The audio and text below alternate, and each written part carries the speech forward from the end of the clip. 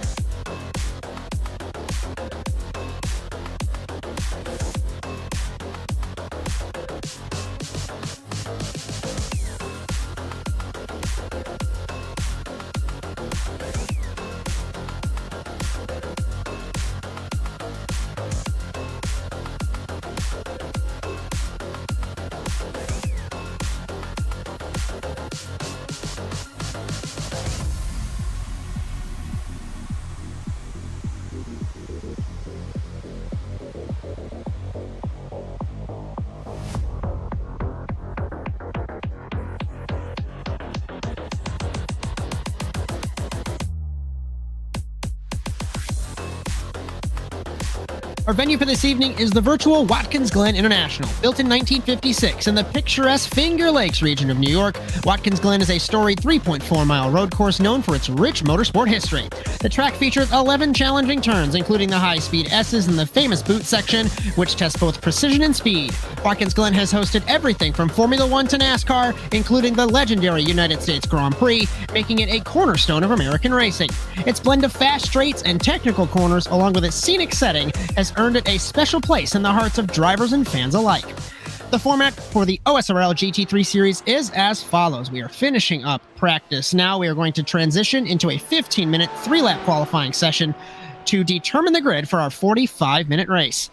The 5th season of the OSRL GT3 series continues tonight live on the Automotive Sports Network. With Brian Sawyer in the production truck and Justin Robichaud next to me in the commentary box, my name is Josh Mertz as we welcome you to Watkins Glen, New York.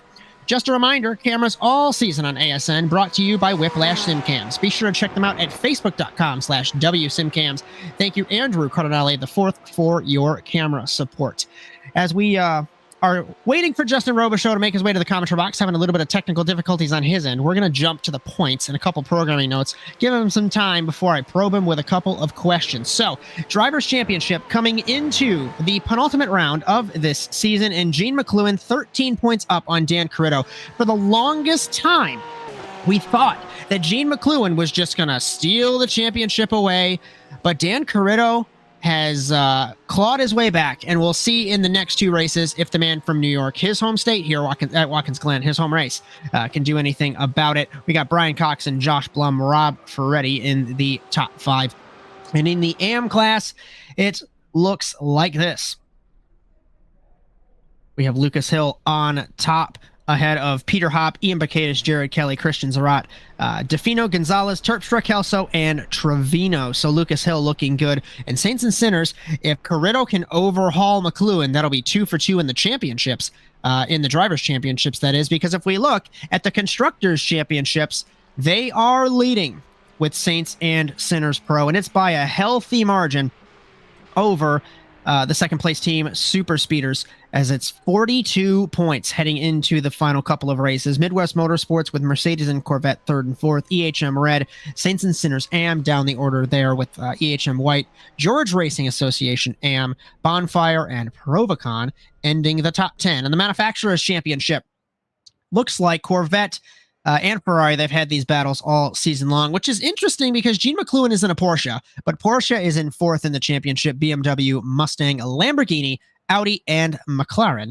rounding out the order. They made their first start last week. It was Robbie Kirtley, the only car that has raced for the British Marquis. First car on track looks like it's Jared Kelly in the 55 is the first one that I have in the Ford Mustang. and then right behind him is Justin Ritchie. So as these cars get up to speed, we're going to take a look at a couple programming notes. I say a couple, we've got like 6 of them as we are preparing for NASA Rallycross to come back. The first, I don't call it programming note because ASN's not covering it. Oh, look at this. Thank you, Brian.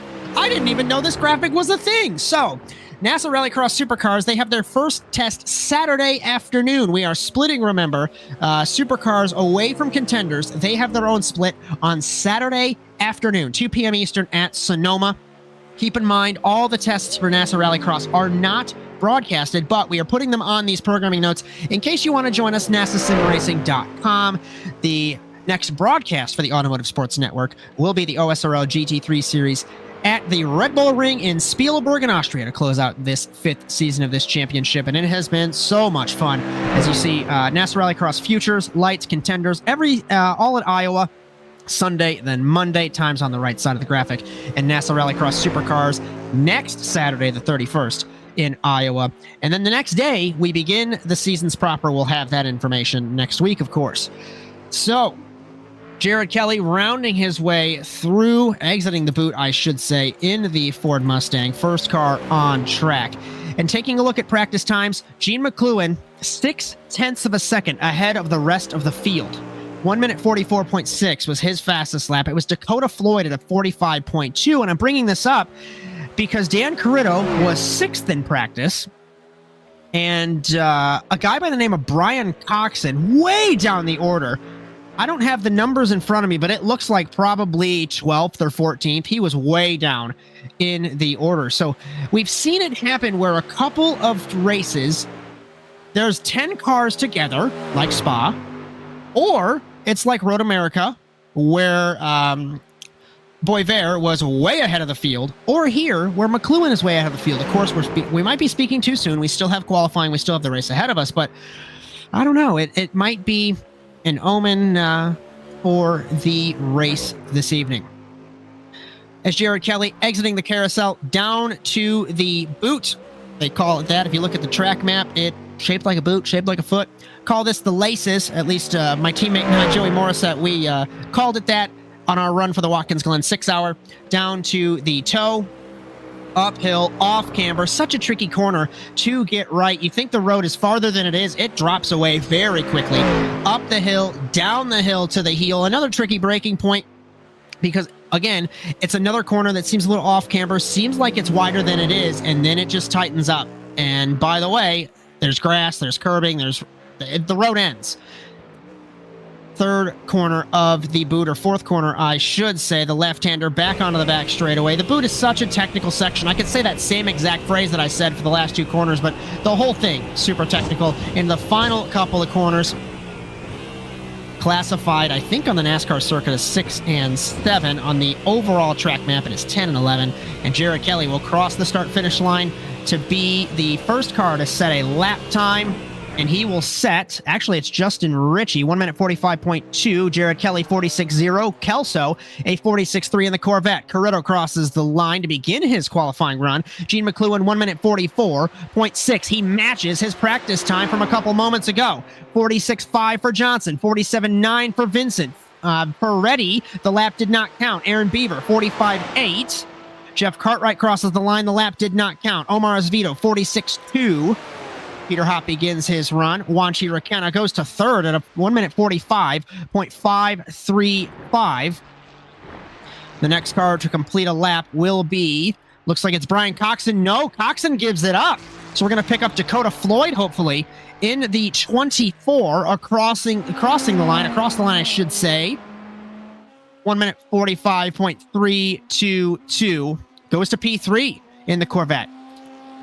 Josh Blum crosses the line, 1 minute 45.9. Chris Wilkie into turn number 10, into turn number 11 in the BMW.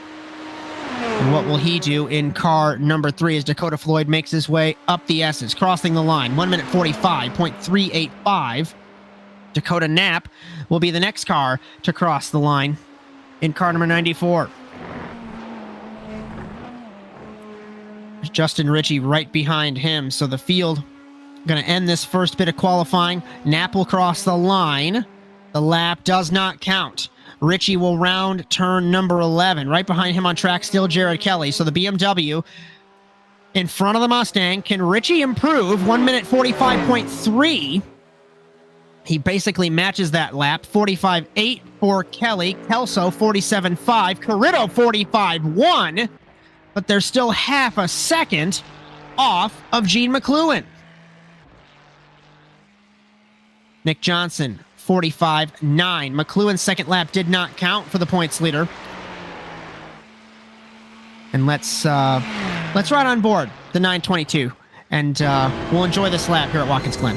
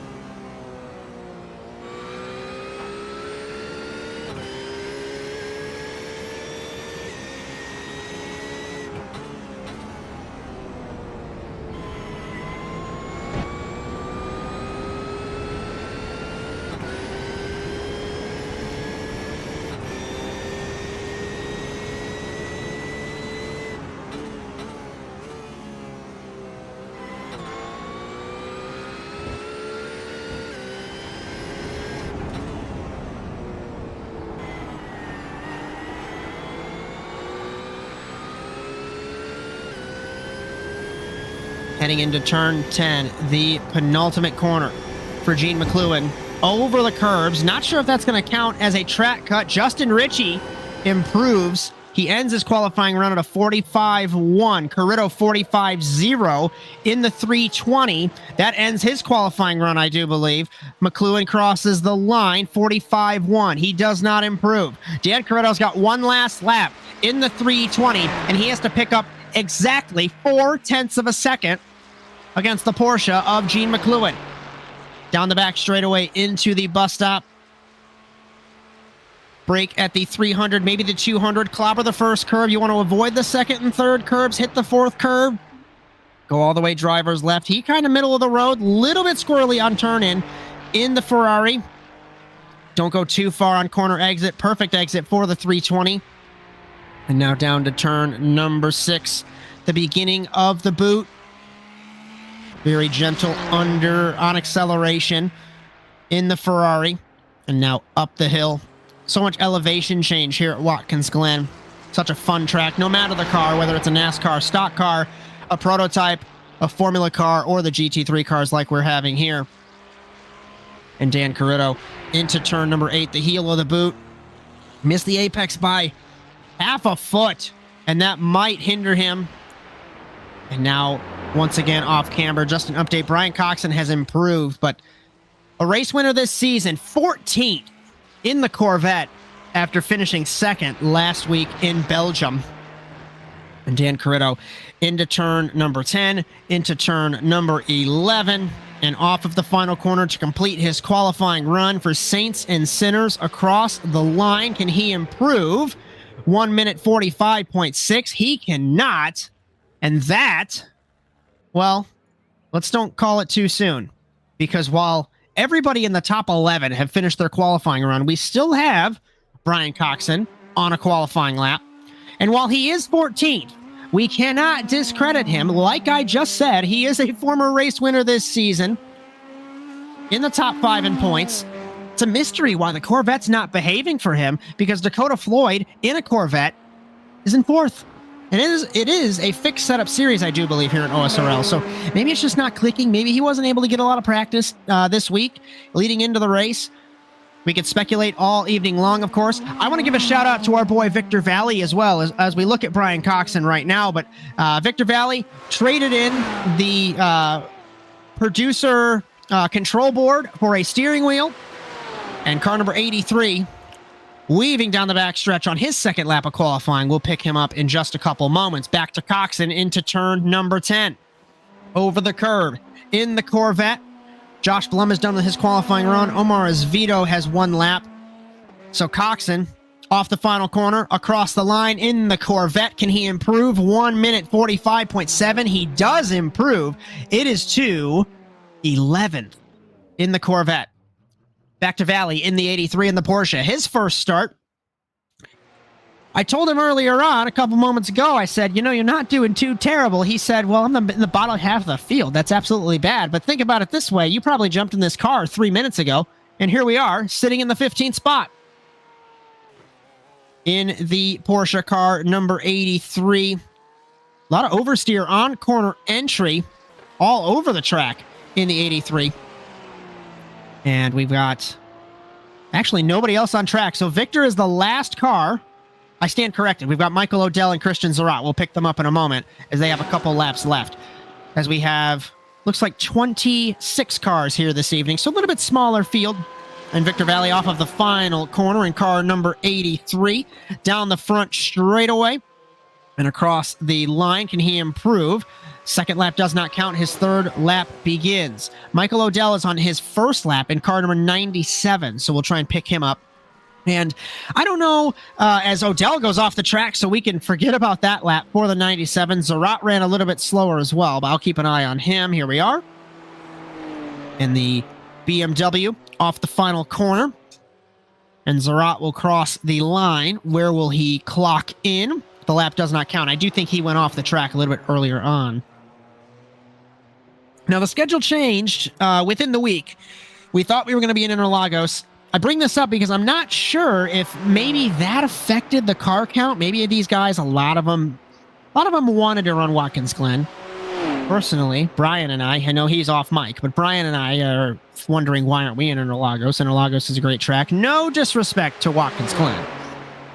But I just wonder if that's why we're down on cars. We could speculate again all evening as we still look at Christian Zarat.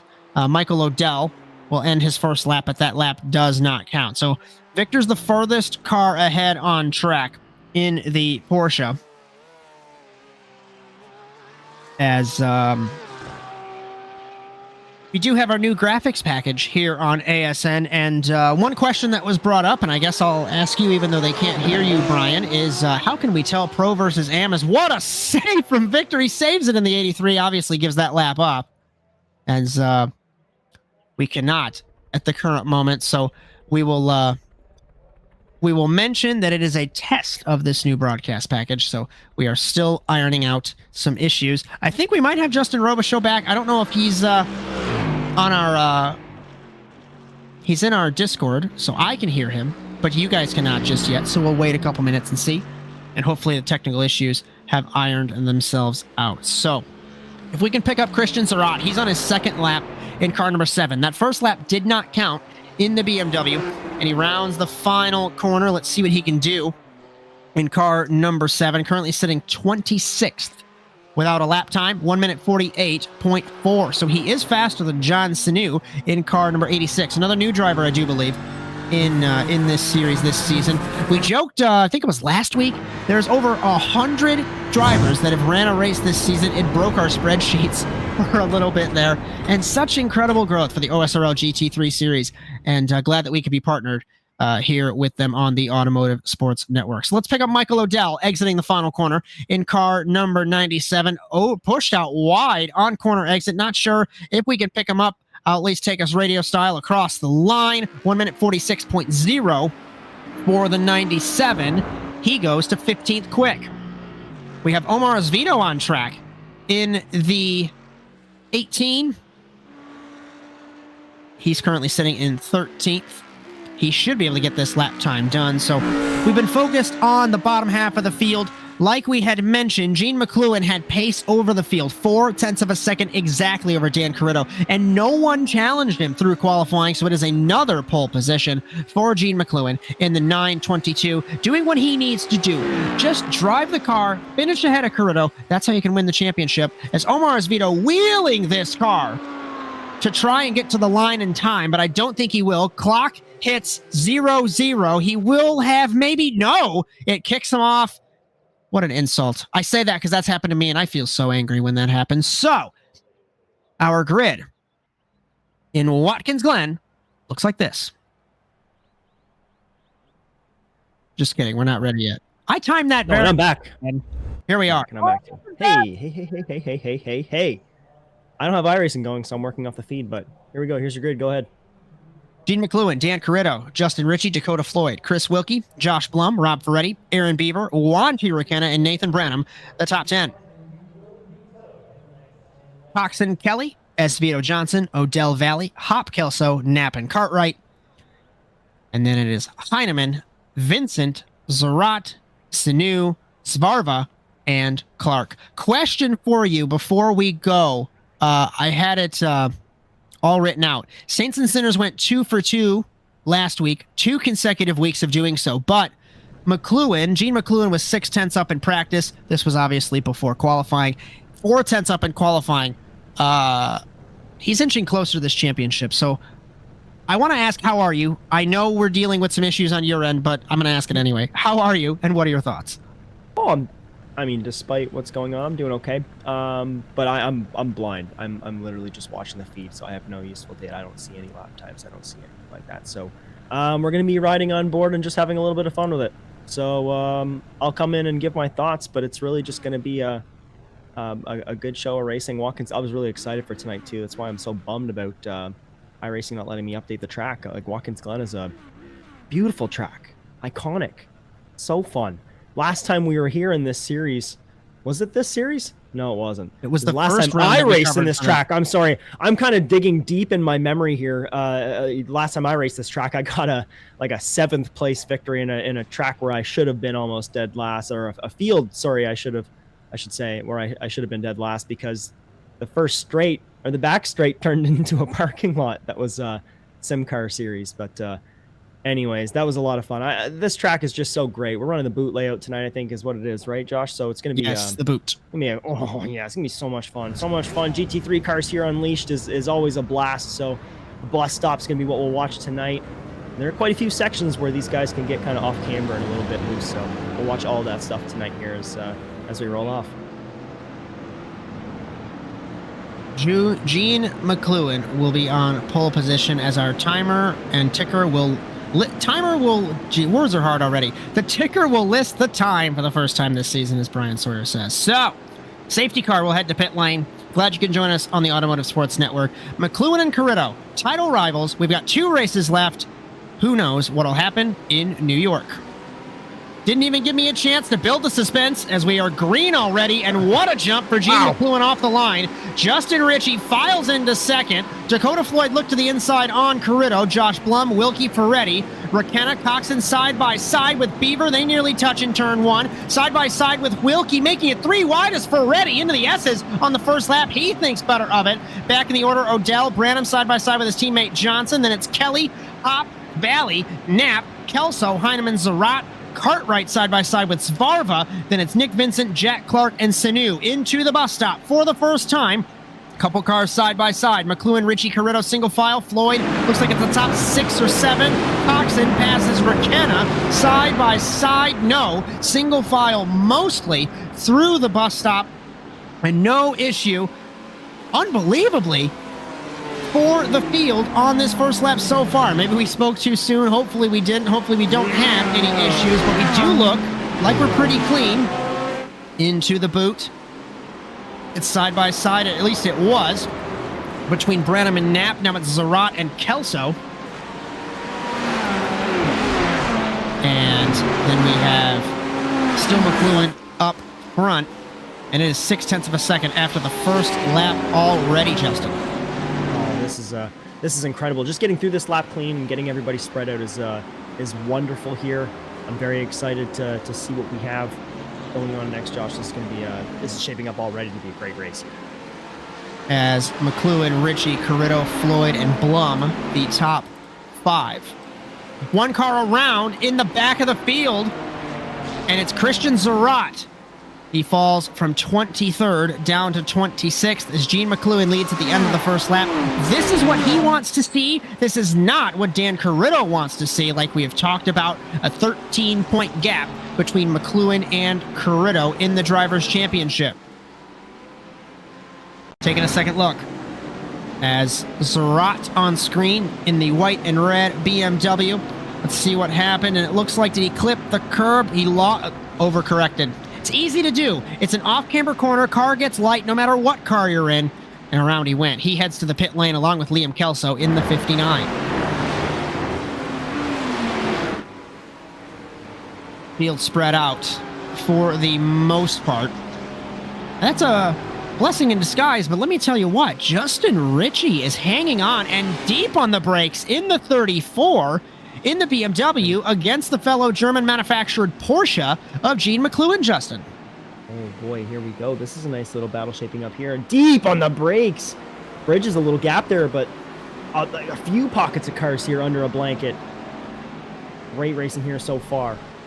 We've got McCluan, Ritchie, Cariddo, Floyd, Blum, Wilkie, Ferretti. Got a couple cars there. But the Christmas tree is still lit up, of course. Victor Valley looks to the inside of Nick Johnson. This is for the 13th position, and Valley backs out of it in the 83, heading into the heel of the boot. As Gene McCluan, 4.5 tenths ahead of Justin Ritchie. I'm going to take a look at lap times per normal all evening to see, but Justin Ritchie hanging on to the rear wing of Gene McCluan. We're going to see the first lap time come in. And McCluan will cross the line. 1 minute 45.8. 45.5 for Ritchie. 45.4 for Cariddo. 45.7 for Floyd. 46.0 for Blum in the top 5. Unreal. Whole bunch of great racing here. Awesome little pockets. It's really down to mistakes again. And this track really prone to it. There are quite a few sectors here where you can get kind of loose, get a little shaken up, and we got a little bit of weaving here along the straight as we get 2, 3 cars under the red light. Interesting to see that McCluan was so far up on single lap pace, and Ritchie and Cariddo have been able to hang. Yes, I know it's so early. We're only 3 laps in, but just after the pace that I saw in practice, after the pace I saw in qualifying, and Ritchie's there. It's 0.4 of a second car length between the 922 of Gene McCluan, our points leader, Justin Ritchie in the 34, and Dan Cariddo in the 320. Dakota Floyd minding his own business in the 4th spot. Looks like Aaron Beaver in the 597. He touched Juan Chivercana and it looped him at the top of the boot. So the Audi will lose some spots. He drops down to the 16th position. The gap is under 3.5 tenths for McCluan to Ritchie. And the racing that we've seen this season, I said it last week, I've said it every week, it's been incredible. McCluan dips the right side, so does Ritchie in the dirt. We are already pushing like it's the last lap, wow. Justin, and we are only 3 laps in. No kidding, a little bit of tunnel vision there. Easy to do, Josh, when you're riding so tight. Hard to see those exits, so you got a little bit of Ritchie following McCluan on the outside there, getting those tires out. That's a bit sketchy, especially on the gas, hard on the exit there of a corner. It's really easy to get these cars looped around if you can get one of those slicks on something as slippery as grass track. 1 minute 45.9 for McCluan, 45.8 for Ritchie and Cariddo and Floyd. Blum 45.7. So everyone kind of matching and concertinaed up. Words are hard. Welcome to ASN. Trying to take a look and see. Single file through the field. McCluan into the bus stop. Defended to the inside. Ritchie thought better. Tried to take the outside. Couldn't make it happen. These 3 putting together a battle. Jared Kelly gets passed by Victor Valley for the 13th position as we still focus on the battle for the lead. The BMW and the Ferrari much better on the brakes. But Justin, I wonder, is McCluan just saving his stuff? He knows he has the pace in hand. I mean, what's your thoughts on that? He's got a fierce battle behind him. It's totally possible. He knows Dan Cariddo's a really great driver, and he's riding the bumper of Ritchie right now. And hopefully, if he's one of those guys that has somebody like live, a spotter hole, Dan Cariddo takes a peek to the inside there just to check his zones. But if he's got a good spotter, a good live spotter, maybe he's got someone in his ear telling him to cool it a little bit. There's a little bit of a battle behind you, and yeah, you could definitely give a little bit, but look at how narrow this margin is, Josh. Even if you're riding back a little bit, you still need to be on the edge, and you still need to be super clean and focused. So that's tough to do with a car in your rearview mirror, regardless of the circumstances. As McCluan pulled out couple tenths over Justin Ritchie. I'm not sure if we have a replay for it, but Dakota Floyd kind of did a half spin at the on the laces of the boot, lost a couple spots. Jack Clark has gotten by Nick Vincent for the 23rd spot. We've got Omar Esvito, who has crashed in the final corner, drops from 12th down to 21st. One car to the inside. It's Aaron Beaver. No, it's Knapp. Loose under acceleration. We're 3 wide with 3 different manufacturers into the S's. We've got Kelly, Beaver, and Knapp up the hill side by side as the Ford and the Audi. Very respectable racing in the kind mid-pack here. Down the back straightaway, side by side on the bus stop is doable, but it's so tricky. And backing out is Kelly. To the inside is Knapp in the Corvette. Oh, it's close there. And there was a lot of decision making. You could see it in the driving style on entry. Who watching here in the Corvette? I don't have the names in front of me, but you could tell there was a decision made at the very last moment. Almost came in here and wrecked someone's day. So that all those decision making is showing right now. Look at the gaps right through the bus stop. Everybody who was a bit hesitant, not aggressive. They're falling behind right now and now battling a little bit. As this one's spicing up a bit in the last second. Let's take a look at Wilkie, Ferretti, and Floyd battling for the 5th position. Wilkie in the BMW, Porsche of Ferretti, Corvette of Floyd. Ferretti had some good runs as well, a couple of misfortunes, mistakes, whatever you'd want to call them. And Ferretti sits 6th in this race right now. And I talked about the pace that McCluan had. The last lap, Ritchie and McCluan match lap times. Victor Valley has looped it in turn 10 over the curb. Oh, he lost it by then. Into the wall goes the 83 in the Porsche. Hopefully we can pick up a replay. And the wall of shame goes to the 83 of Victor Valley. I'm keeping an eye off monitor at Knapp versus Kelly. Knapp had a huge run. We look at Valley on that replay and see if we can pick up this battle with Knapp and Kelly, Brian, because Dakota Knapp has passed Jared Kelly on the outside in the S's. Incredible move. Wow. That was wild. And here we go. We're going 2 wide almost. Oh, he backs out. Right move, but look at that. That indecision cost him not only a bunch of time, he might lose another position here. Whoever's behind here in this is the Mercedes. Yeah.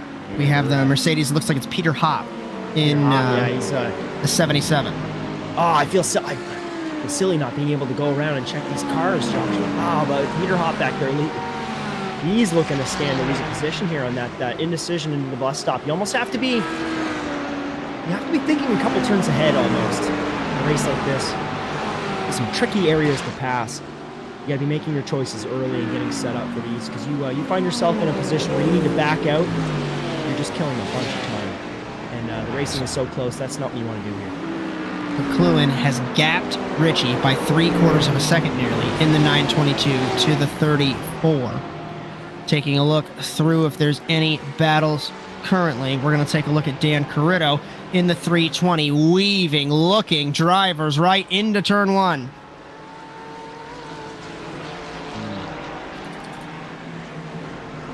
Last time around, 1 minute 46.042, 1 minute 46 points as 46.055 for Ritchie.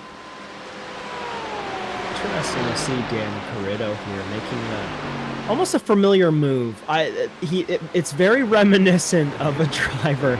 I'm going to pull out a name here from our NASA crew, but Savian Ragster. Very famous for that move, in my opinion. He's almost the one that taught it to me. You're not really doing much there, but you're peeking out because your corner entry or your braking point is sometimes blocked by that driver ahead of you. So to me, that looks like Dan Cariddo's poking out just a little bit so he can just check his braking zone, make sure he's got it visually, and then he gets back into his line, hits that braking marker. It's a tactic I've seen Ragster use to stay really, really close to a driver and not make mistakes. So interesting to see that. Taking a look at Henning Sparva, up 9 spots in the Porsche. What a lovely livery. on the 870. Very impressive. Oh, yeah, pit stops happening. Donnie Heineman down in 25th has pitted. Gene McCluan, Justin Ritchie, Cariddo, that top three has not changed. Blum and Wilkie in the top 5. Floyd, Ferretti, Coxen, McKenna, and Odell. And we are back on board. Dan Cariddo in the 320. We have a great view here of what we were talking about earlier, especially if he utilizes it. He does. He's just checking to make sure that brake marker's in view. Yeah, I like it. And you know what? It has an added benefit, too. If you do it a little bit, you can kind of get under the skin of the guy behind you. Because that movement, I guarantee you, on that big, especially if he's got that big screen and that BMW going in the middle of the dash, that's jarring. You see that big movement? It gets you looking. And if you do it at the right moment, he might just miss his brake marker by, a couple 100ths of a tenth. But sometimes Cariddo gaining, looking to the inside, thought better of it, into the bus stop. He's doing it again. He's biding his time. He's not making too much of a conscious effort. He knows the pit stops are coming in soon, too. He might get a little bit of an advantage there in the lane. So some smart driving here from Dan Cariddo when he could come out ahead in the pits, and then he can really turn it on and get going. So we'll see what happens here in the next little bit. I'm sure some things are going to happen. So last lap from McCluan, 1 minute 45.9. As Richie just came over the radio, I know we don't have it on the feed. I tried to hear what he said. I don't think it was anything positive, but I could be horribly wrong on that. Dan Cariddo. It definitely wasn't. So as Brian Sawyer has confirmed to me, it was a bunch of naughty words. Basically, please get off of my rear wing is basically what he said. So Justin Ritchie not happy with the pressure, but Justin, you got to deal with that. Like slight NASA tangent. I dealt with that. You were all over the rear wing of my car on Monday night. It's just, is Ritchie focused more on Cariddo than he is out the front windshield? It's funny. Yeah, he has to be. And if I'm in Ritchie's shoes, I'd rather be in Dan Cariddo. Dan Cariddo has some free air behind him. I would much rather be the 320 right now and just getting a little groove and chase someone down. You talked about Monday night.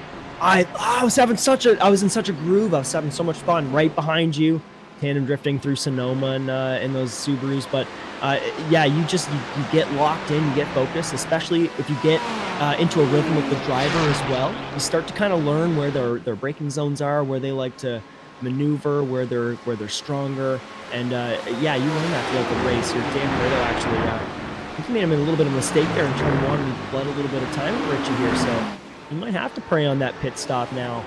That aggression is starting to fall out of that range to be using it on Ritchie. Let's take a look at Ferretti and Dakota Floyd. Battling for the 6th position is the Corvette, with the Porsche all over that rear wing.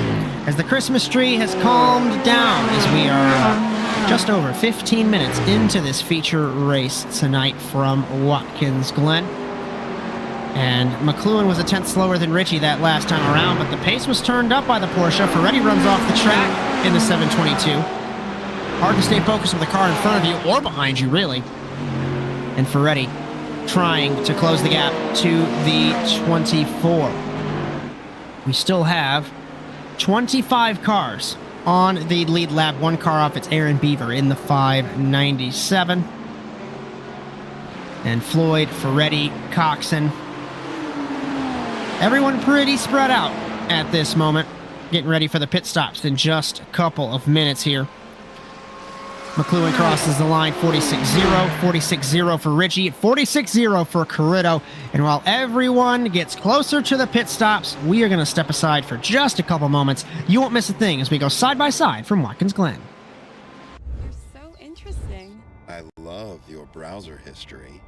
I like that you're not hiding anything from me. By the way, nice IP address. I like your neighborhood. You are so special. This ad is just for you. I learned so many things from you. You are so generous. With your personal data. Switch on privacy, switch off trackers and viruses. Go to nordvpn.com. NordVPN. Safely be you.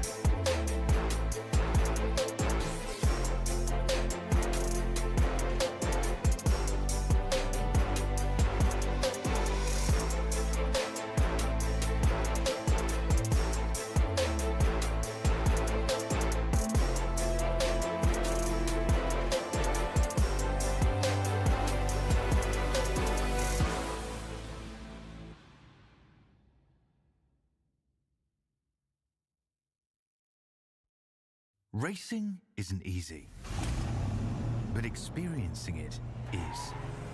iRacing puts you in the driver's seat with the industry's leading sim racing game. Drive on laser scan replicas of the greatest racing circuits from around the world. Go head-to-head against other drivers chosen by skill-based matchmaking to ensure competitive racing at every level. Compete across all your favorite series. In officially licensed cars, engineered to deliver the most accurate driving experience possible.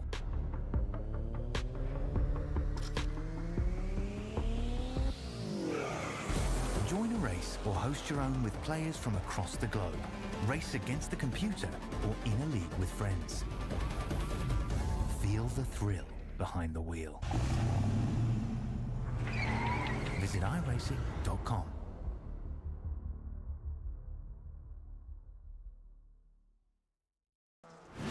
Absolutely be doing what he has to do. He has to go for the championship. He has to recover the points that he lost. He's down the race, takes the lead in the 12. What a move.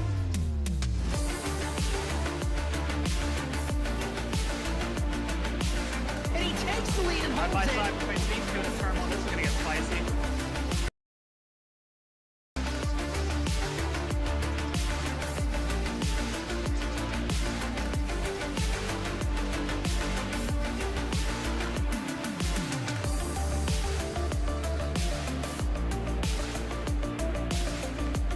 Exiting turn one, over the jump to begin the first lap. Clogging the inside line. McCluan contact between them. They are still side by side. This opens the door for Wetz. He can't make anything happen. From the 26, he has not won in quite some time. Dragster acing the entry to turn one. Up Betty to the inside of Magnus gives him a nudge.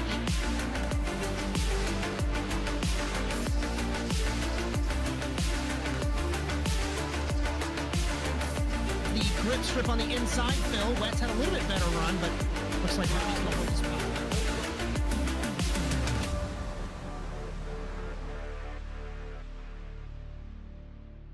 You're so interesting. We welcome you back to round 9 of the OSRL GT3 series. Tonight from Watkins, Glen, we've got Gene McCluan up front by half a second over Justin Ritchie and a further half second ahead of Dan Cariddo. He has been in command since practice earlier on. If you like what you see, be sure to like and subscribe to the Automotive Sports Network on Facebook, Instagram, TikTok, and YouTube, and ring the bell to be notified of our live streams on, well, it's going to be Sunday, Monday, Thursday, and Saturday, along with our short-form video content courtesy of Jess, Rakowski, and also cameras all season on ASN, brought to you by Whiplash SimCams. Be sure to check them out at facebook.com/WSimCams. Thank you, Andrew Cardinale IV, for your camera support. Did it a little bit out of order. Apologies there. So you've got Brian Sawyer on the production truck, Justin Robichaud alongside me. My name is Josh Mertz. Tonight in Watkins, Glen, looking at the battle for 6th. It's Rob Ferretti and Chris Wilkie and Brian Coxen right there as well. Ferretti ahead by less than 3/10 over the BMW. Wilkie looks to the inside into turn 6. Try something, but it's not there. That's a tough spot to make it happen. Now he's just hooked on. Loses a little bit. Tires off. That's pretty normal there, but we're getting into a pretty fun sector here. Tough place to pass, Josh. Through the ad break, just an update. Cariddo was the fastest man last time around from the top 3, but he's still 9/10 of a second off. I just wonder, not that we wish it, but will Gene McCluan, is he saving his stuff? Is he burning his tires off? What will happen? We have no clue, and that's why we always enjoy taking a look at Nathan Branham potentially crashing while we were in break. We are looking at Ferretti's teammate for Super Speeders into turn number 10. It does exactly what Victor did, Justin. Oversteer mid-corner. Identical. And also on the Porsche, so might be a little limitation of the chassis there. So something we'll want to watch tonight in those Porsches. As speaking of Victor, he spun in the carousel, so I'm taking a look. We don't have to pull a replay, but I think it's just mid-corner and it just loses it. You kind of saw Rob Ferretti float a little bit there at the apex of that last corner, so maybe it's tire degradation a little bit, and we're seeing the effects of that mid corner as he dives to the inside, breaks up that power. Oh, here we go, the strategies. What's fascinating about the Porsche's issue is between Valley and Branham is McCluan's out in front of ahead of the rest of the field. So is that McCluan able to hang on to the oversteer better than those guys? Not sure. Not trying to disparage anyone here, but with McCluan being so far ahead of the field, Rakowski goes by Vincent. Vincent's in the pit lane in the Audi, and John Sanu also passes, so Vincent sits in the pit lane. I think we have yet to see, obviously, the leaders to pit. And we look at Brian Coxen in the 23 in the Corvette for Midwest Motorsports. He's behind Chris Wilkie in the 3 behind Ferretti. That's a nice paint. I'm a sucker for matte black, but that's a nice paint. He's also got the little Star Wars logo on there too. Will we see McCluan pit? That looks like it's a Star Wars logo, if that's what you're asking on the nose there. Richie does not pit. Cariddo does not pit. Wilkie pits. Yeah, it goes around him. Let's see. Pitting his car number 3 from the 7th position. Yeah. Still sitting in the pit lane. Well, Aaron Beaver's in the pit lane, but he is out of this race. Henning Svarva is out of this race. Christian Zarat is out of this race as well. So Dakota Knapp moves into the top 10. And Gene McCluan, his last time around, was equal to Justin Ritchie and a 10th slower than Dan Cariddo. So we are coming back together with the top 3 here, Justin. Ooh, yeah, a little bit here. Gene McCluan still about a half a tenth, so he's just got that little bit of an edge, but it ebbs and flows. But Dan Cariddo here, he's very, very, very close to Justin Ritchie, making it very difficult for him to focus, no doubt. But you know what, though? At this close, Justin Ritchie, if he's just focused on Gene McCluan at this point, yeah, that's not a bad position to be. So if I were Dan, I'd want to get heels in and get attached to this real fast, because it could go south for a battle here first. McCluan leads Ritchie, leads Cariddo, leads Blum and Floyd. 5 different manufacturers in the top 5. And Gene McCluan has led from the drop of the green flag. We're going to run into a couple of lapped cars here. Liam Kelso and Donnie Heineman. So we see some blue flags. Kelso pits, so that's one car out of the way. And it looks like, as McCluan trying to pit, very wide on pit lane entry. Cariddo goes by. Ritchie tries to get it on the entry as well. I don't know. I wouldn't say that is going to cost Gene that much time, Justin, but you never know. That was risky. Man. That was a last-second decision, no doubt. And, yeah.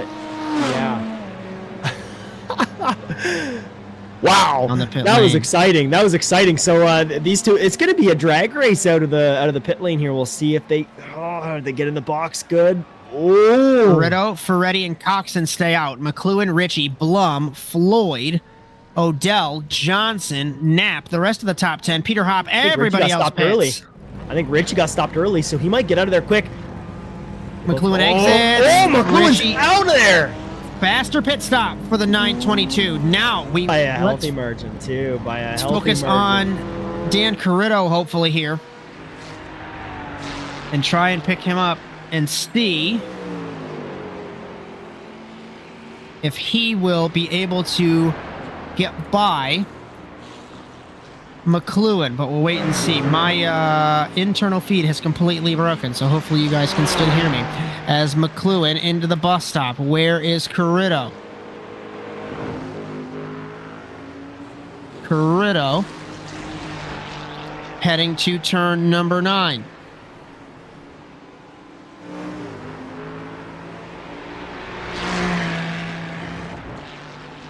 McCluan in 4th. Heineman, Heineman's off the lead lap. Will we see Cariddo pit this time? Cariddo does. As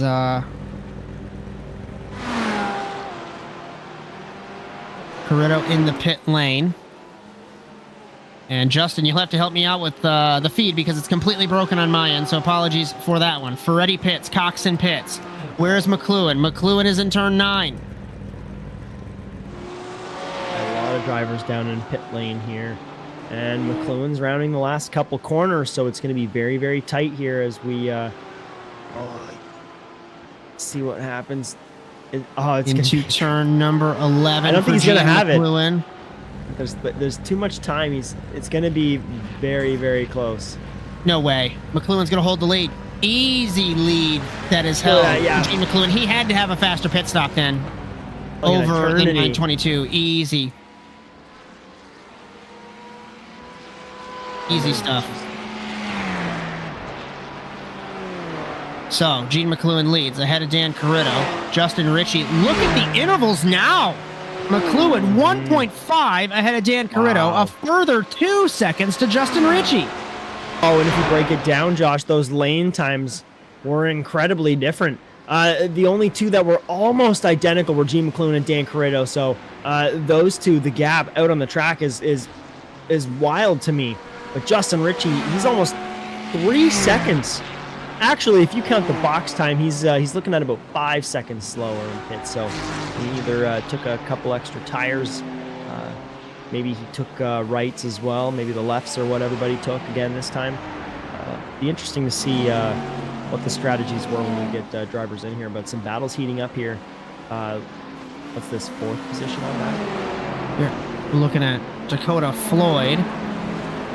Floyd, Rob Ferretti, and Josh Blum, Corvette, Porsche, Mercedes.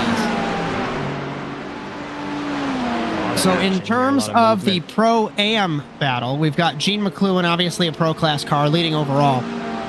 And I believe Justin Ritchie's classed as an AM driver. So I'm not sure if Dakota Floyd is an AM driver as well. We'll just have to, of course, wait and see as we cross under 15 minutes left, Justin.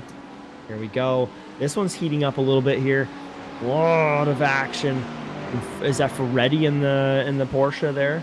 In the middle, yes. In the sandwich. A little bit of an ebb here, but these drivers, if they can hook on. Huge run off of the final corner for Ferretti. Big run. Is he going to these? No, he thought about it. No, he doesn't. Said yeah, he nope. did for a second. Yeah, no, he's biding his time here.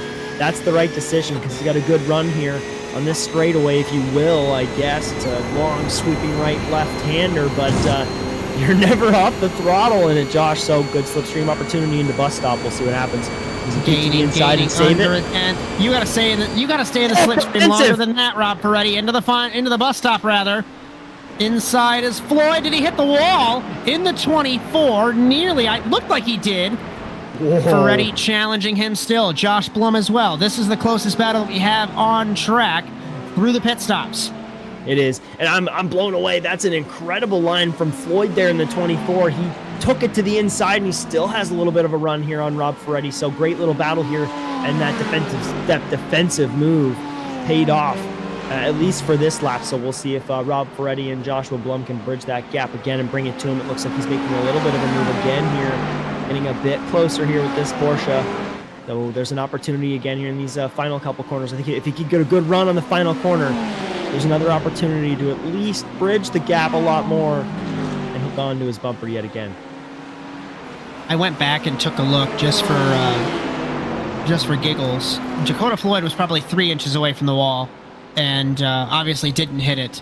So we talked about precision in the opener. That's more than enough. The Corvette of Floyd sits in 4th, ahead of Ferretti in 5th, ahead of Blum in 6th, without missing anything up front. Gene McCluan has gapped the field because of the pit stops, and he is still pulling away now. So we'll still focus on Dakota Floyd and Rob Ferretti. Will Ferretti get the slipstream again through turn 1? A little bit wide was Floyd in the Corvette, Justin, as we go through the S's. Oh, hop inside. Hop inside him. Let's go inside Rob Ferretti. Let's get that inside cam. Oh, got a bit of a run. He's running an interesting strip. There's no movement whatsoever from Floyd. They're just running it just straight and narrow on the outside. Deep on the brakes is Ferretti a little bit here through the bus stop, but very strong through the apex and exit is Floyd and this downhill. Oversteering in the Corvette. Interesting. A little bit of a late break. Wonder if that's either a mistake or if that's his actual line, but he gets a good pull off as we run down into the boot. This downhill hander, this can get a little loose here. I find the car wants to float downhill here as we approach an uphill right-hander, which is this one's a fun corner. Get a lot of grip, very good on the exit, and this final sector here. Nah, I'm not strong. It's very tricky. This runoff is very misleading on the far left hand. Very difficult to get the apex and the exit this way. No, way wide is Floyd. Off is Floyd on the 24. Mentioned it. That's easy to do, and that hurts your exit or your entry. Wilkie and McKenna. This is for the 10th spot between these two, and they were side by side through turn 8, heel of the boot. McKenna a little bit loose there, shaken up. He's trying to chase down Wilkie. Can he keep it up? Can he rattle Wilkie's bones a little bit? Get back on the offensive here. I took a look off monitor at Floyd versus Ferretti again. Floyd nearly hit the wall in the final corner, and Ferretti is there. So if we can pick that up after we watch this in turn 1, here comes McKenna on Wilkie. Odell has gotten by Nick Johnson. There's touching in turn 1. RG.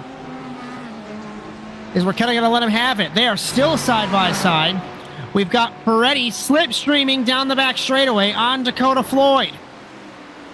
Something happened here. Ferretti misses the entry to the bus stop. What was that? Oh boy, interesting.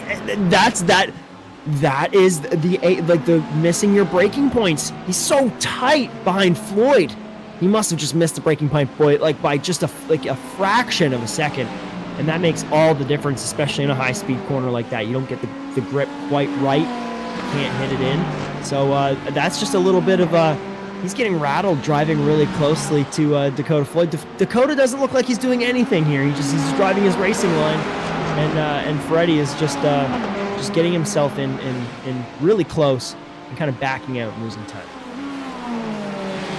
Dakota Knapp has gotten by Chris Wilkie. Wilkie made a mistake exiting the bus stop. He's lost 2 spots in the span of 1 lap after getting bullied by Wanchi Rakena in turn 1. Ran it wide, exiting the bus stop, got passed by Dakota Knapp. Looks to the inside. I know we're not looking at it right now, but Wilkie trying to fight back to the 11th spot in the BMW.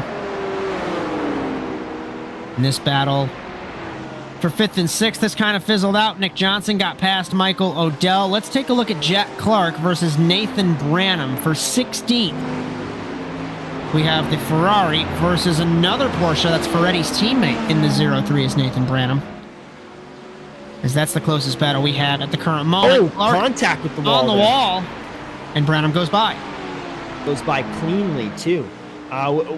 We got another little pass here on a car that might be with a little bit of issues, but we're gonna go back to a replay here.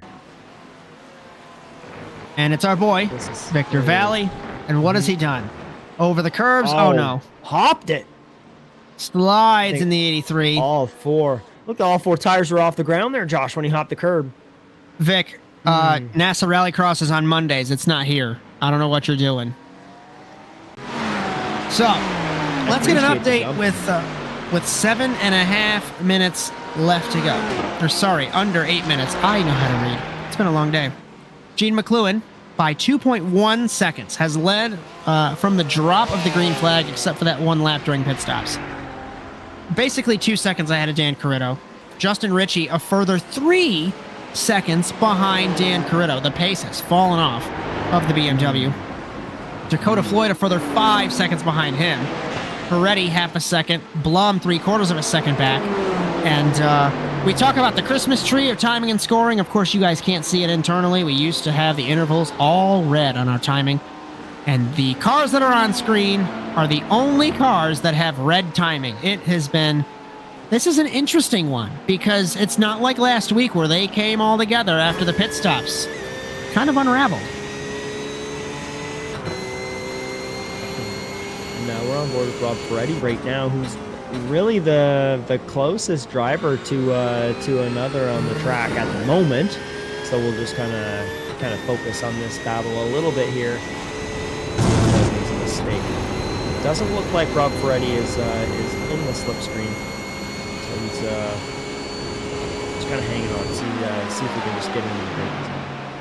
Take a look at some of the movement through the field, Justin. Ferretti up 2, Coxen up 4, Odell up 7, Johnson up 5, Wilkie down 7 from the green flag, Dakota Knapp up 8 positions, Hop up 3, Wow. Cartwright up 5, Clark up 9, as Vito down 5. A lot of movement in the mid-pack, but top 6, excluding Ferretti, they have not moved since the drop of the green flag. No, they have not. And they've really made this a battle of attrition, and they're trying to keep it out on the track after these pit stops. So it's going to happen in the next 6 minutes or so, if at all. But some great movement there. But Chris Wilkie, I think he just got a little rattled for sure. Through the bus stop. Crashed in the 3. He is in the pit lane now, so bad luck for the BMW. So a little bit of commentator's curse there too. I was going to talk about, getting rattled. It's so easy to do. You lose a position, you lose another because of it. You can't quite shake it. You get just kind of shaky and you start to make mistakes and ends in a crash. I've been there. I've done it. I've done it quite a few times. So, yeah, it's that sucks. Sucks to see Chris Wilkie out like that. So, never want to see that for a driver. Lloyd sits in 4th. Ferretti, Blum. Looking at Knapp versus Rakenna. Rakenna in turn 10. Another Porsche in turn 10. Again. Tapped the curb. Not sure if we could take another look. Exactly what happened to Valley. And then what was the other Porsche that did it? Apologies that I can't remember. I think it was Branham. Let's try, see if we can pull it up here. And this might be a bit too far forward. We might have to just roll it back old school style, Brian, to see what happened. There we go. And hit the curb. Exactly like the other Porsches, Justin. Oh, yeah, that was awesome. Great job keeping that out there, though, Rakenna. Fantastic recovery at it, but he's a bit beaten up. Look at the front end. It's almost flat. That's supposed to be round. And it's update quite to flat. 4th. Dakota Floyd struggled in turn number 6. Rob Ferretti trying to sneak into that 4th position. They're going to pass Victor Valley in the 83. A couple car lengths between them as we cross 4 minutes left to go here in Watkins Glen. Oh, it's heating up quite a bit. Rob Ferretti really wants it. You definitely know he does. So we're looking back from Dakota Floyd in the 24. And Joshua Blum still, props to him as well back there in the 81, hanging on to this battle here just in case something happens. You never know. It just takes one corner, you get off camera, you get a little loose, and it's all over. A lot of high speed corners here, so it can end in an absolute instance. We've seen it happen already, but this is our spiciest battle at the moment, Josh. And it looks like it's not done yet. So, Rob Ferretti, Dakota Floyd, and Josh Blum. Oh, why does Floyd have to pull it back in there? Again. He's bleeding time now to Ferretti. So Ferretti he's in the slipstream and he has a run. So this is just great. Getting into the bus stop. It's not the place to do it. Rob Ferretti has been weaker than Floyd in the bus stop all night. So we'll see what happens Ferretti here. lifting coast into the bus stop in the Porsche, backing up the entry. Floyd very slow in the 3rd corner there. That's up the bus move. Stop. There it is. That's what he wanted to do. That's the adjustment he had to make. But can he carry the speed through here? He's been a little slower than this Corvette down the downhill. McCluan, Cariddo, Ritchie, Floyd, Ferretti, the top 5 still. Josh Blum sneaking into the picture. Well, he hasn't snuck into the picture. He's been there since the start. Floyd, Ferretti,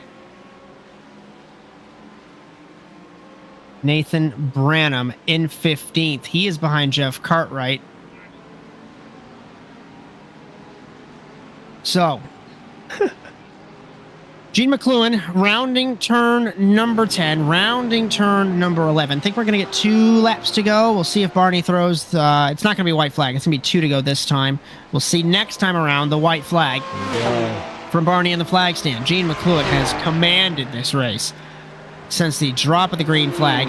1 minute 46.345 for Gene McCluan. 1 minute 46.349 for Dan Cariddo. I don't want to disparage Justin Ritchie. He did a great job holding up Dan Cariddo. I say that because passing is one thing, or catching is one thing, passing is another. It's on Cariddo to figure out a way around. But I wonder if the start hadn't played out that way with Gene getting that huge start, because that happened to Boisvert at Road America, a huge jump on the start, and that just settled the race. And I wonder, and I could be off base, I wonder if it's in the OSRL regulations for the leader to go on green, or if the leader dictates the start. I'd like to see if it's not on green, if it be on green, because what could have been in that turn one? A little bit of argy-bargy, perhaps. Yeah, and sometimes some of these tracks release that green flag pretty early, too, and with a pretty stacked or a pretty large field, like almost 30 cars, certain tracks can get a little bit snuffed in the end. I don't think this is an instance of that, but yeah, I'm also curious to see what the rules are, and maybe I'll take a little peek after the race. But this is getting a little crazy here still for fifth. Rob Freddy's still hanging on. They're so wide in that corner. I can't remember if that's an off track or not out there. I think you're good to go. I think it's the grass, maybe. I'm not well versed again on this track a little bit here. We got some flashing lights with a lapped car here, the number 64. Donnie Heineman came across into Victor Valley, and they made contact in the boot. And it sent the BMW around. See if we can pick that up. We are on the white flag here in Watkins Glen. Let's take a second look real quick. As a little earlier, I think we're a little bit too far ahead. We might have to roll it back just a pinch. There it is. Yeah, a bit of a he was trying to get out of the way, I think, on entry. He came across. Maybe he didn't know it was there. Valley had to go on the outside. Oh, the old Valley went on the outside to try and go around him. I think he wanted to get a bit. He didn't want to wait. And spins it around again. Nice little pirouette. I'll give it an 8 for the spin. We go back to our race leader, Gene McCluan. Pole position. Well, let's back up. Fastest in practice by 0.6 of a second. Fastest in qualifying by 0.4 of a second. And he has one race left after this to clinch this championship. Dan Cariddo is doing everything that he can, but the gap is going to be increased. Heading towards the heel of the boot for the final time. McCluan will lead us. Then it's Cariddo. Looks like Justin Ritchie's going to win an AM and be third on the overall podium.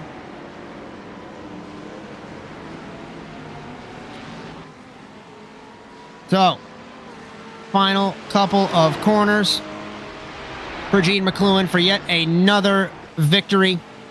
And we'll just have to wait and see what happens next week. Off the final corner, from pole position, fastest in practice, and Gene McCluan will win in Watkins Glen in New York and break the stranglehold of Saints and Sinners as Cariddo comes home in second. Overall podium for Justin Ritchie in the AM class victory. Then it's Dakota Floyd who holds off Rob Ferretti, Josh Blum, Brian Coxen.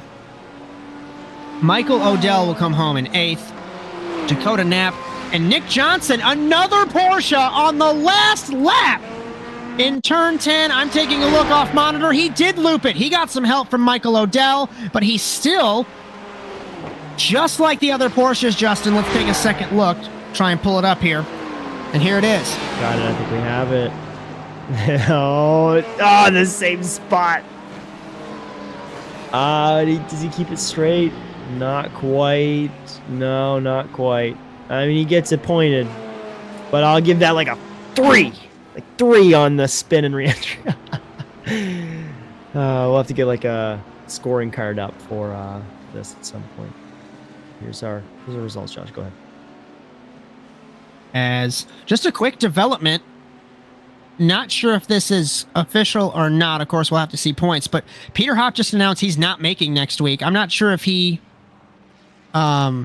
used his drop week, but he's claiming that Lucas Hill is going to win the M-Class championship. So we'll have to wait and see. So here's classification, top 12 for Watkins Glen. Gene McCluan, Dan Cariddo, Justin Ritchie. Ritchie wins an AM. Dakota Floyd, Ferretti, Blum, Coxen, Odell, Knapp, Johnson, Kelly, Hop. The top 12. In the second half of the field, Branham Cartwright, Clark Rakenna, Esvito, Vincent Wilkie, Valley, Sanu, Kelso, Heineman, Sparva, and then it's Zarat and Beaver rounding out the field. So we are going to bring in our first interview this evening. And we are not ready yet. Here I am jumping the gun a little bit. And as soon as Brian tells me, think we are good to go. Maybe.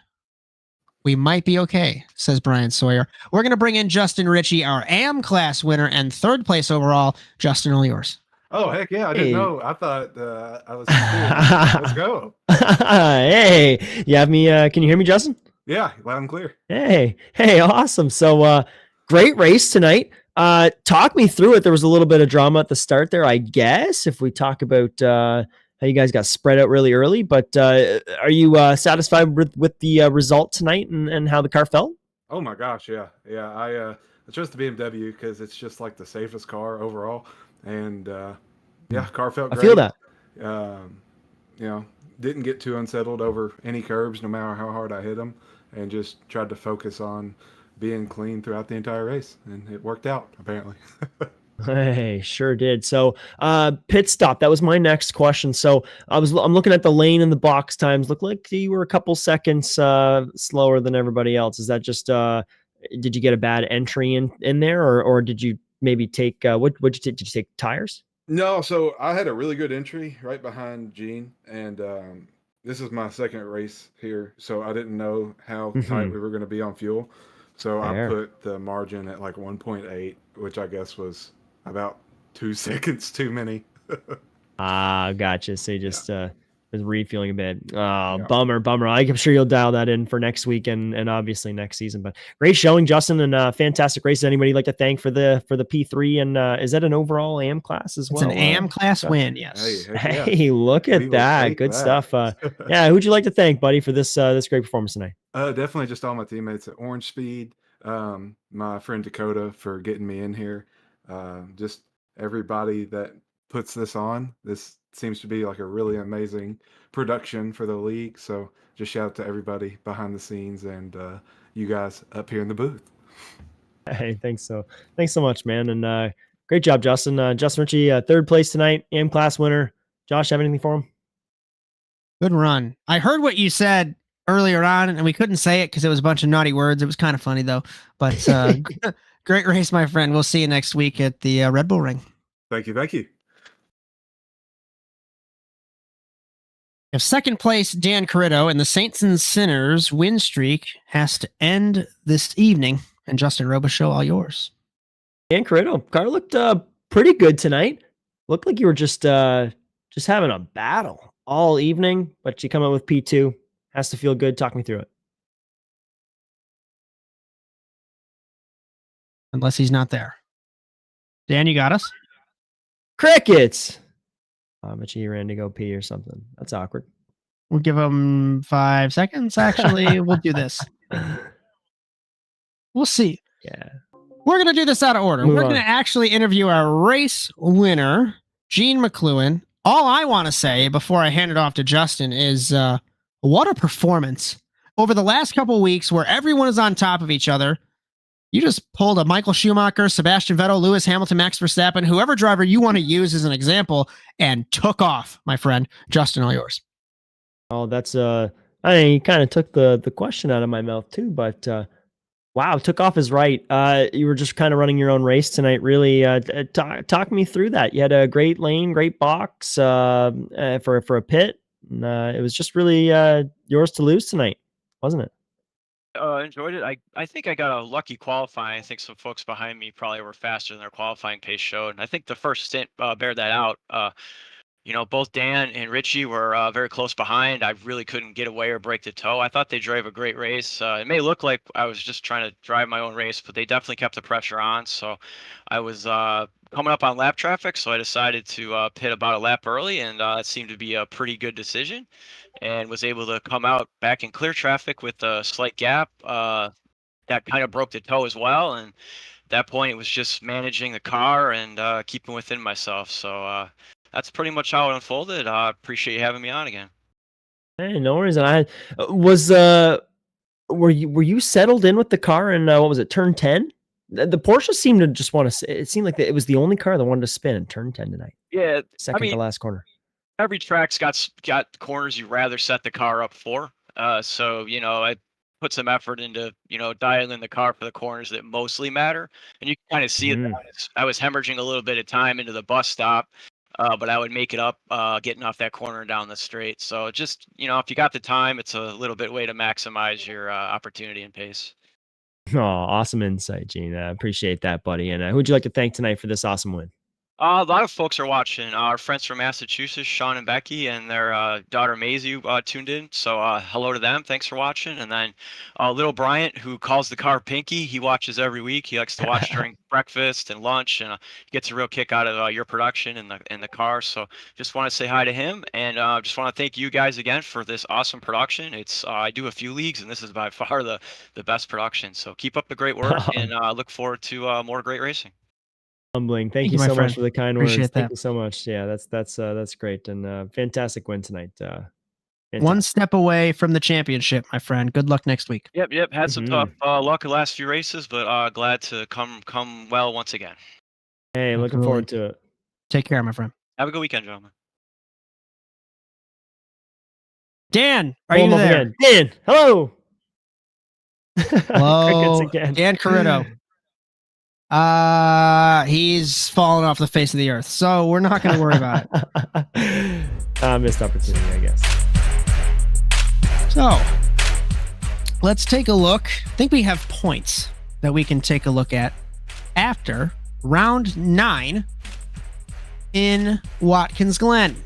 And if I'm reading that correctly, that's what? 18 points from McCluan to Cariddo. Now, something has to go catastrophically wrong, I think, for Gene McCluan, and it has to go completely perfectly for Dan Cariddo, but we'll just have to wait and see. Hey. Brian Coxen, Blum, Ferretti, Johnson up 1, Corey Allen down 1, Michael Odell up 2, Rakenna down 1. The AM Class Championship. Like I mentioned, I heard that Peter Hopp was saying that he's going to lose that championship. We'll just have to wait what points say, because even if he doesn't show up, you still have the drop week, and the points get calculated. It's interesting with the drop week there. So Lucas Hill down 1, Kelly up 1, Paqueta's down 1, a couple movements there with Kelso and Vincent, as Gonzalez and Terpstra down a couple of places, as we take a look at the Constructors' Championship.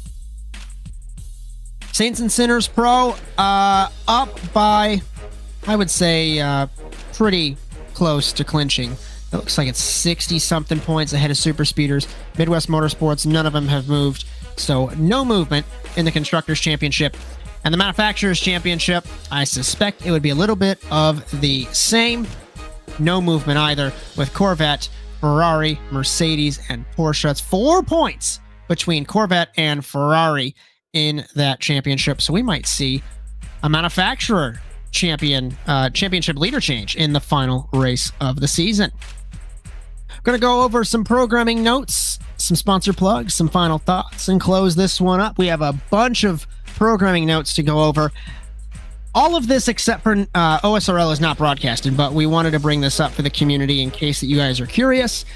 We do have the NASA Rallycross Challenge open tests happening this week and next week. You can see their Supercars test this Saturday at 2 p.m. Eastern. We've got NASA Rallycross Futures and Lights next Sunday, 8 and 9 Eastern Time. Contenders on Monday at 9 Eastern.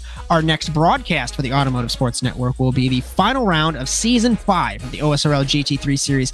That will be next Thursday at the Red Bull Ring in Spielberg in Austria. And if Gene McCluan can close out this championship. And the final test for the preseason of NASA Rallycross will be next Saturday, the 31st at Iowa, 2 p.m. Eastern. NASASimRacing.com for any and all information there. So excited to start that championship up.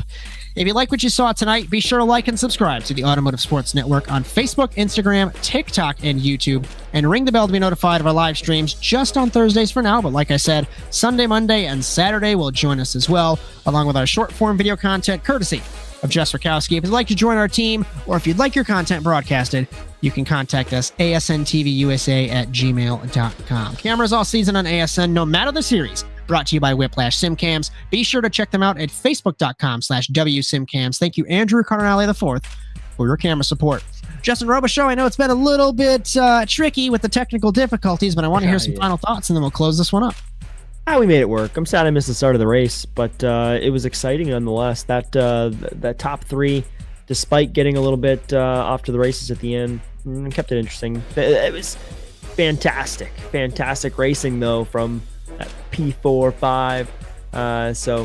Just a good race. Looking forward to the to round number 10 to kind of cap this season off. I think actually we got a couple of rounds left, don't we? Or no. Next week is the final race of the championship. Yes, sir. Race. So we're gonna cap it off. So it's gonna be a great one. Looking forward to it. It's gonna be awesome. We'll see if John McCluan can hold on to that and take out Dan Cariddo, or if something dramatic happens. So you never know. Well, if I have to go off the last couple of races, we had Road America where we had one car out and away. Then we had Laguna Seca where everyone's all over each other. Then we had Spa where everyone's all over each other. And then it equals itself out. So the Red Bull Ring in Spielberg in Austria, a lot like Watkins Glen, elevation change, some fast corners, some hairpins, not a lot of layout like Spa or like Laguna. I guess what I'm trying to say is there's a lot of straightaway, a lot of slipstream, so it's hard to guess. I'm trying to say it could be strung out, could be close. We'll just have to wait and see and figure it out. The checkered flag has fallen on the evening. From all of us at the Automotive Sports Network, from Jess Rakowski, Victor Valley, Justin Robichaud, Cody Erdman, Ethan Halsey, and Brian Sawyer, my name is Josh Mertz, and we hope you enjoyed today's coverage of the OSRL GT3 Series tonight from Watkins Glen. We congratulate our Pro Class winner, Gene McCluan, our AM Class winner, Justin Ritchie, and be sure to join us in Austria in Spielberg at the Red Bull Ring for the finale. Until then, so long, everyone.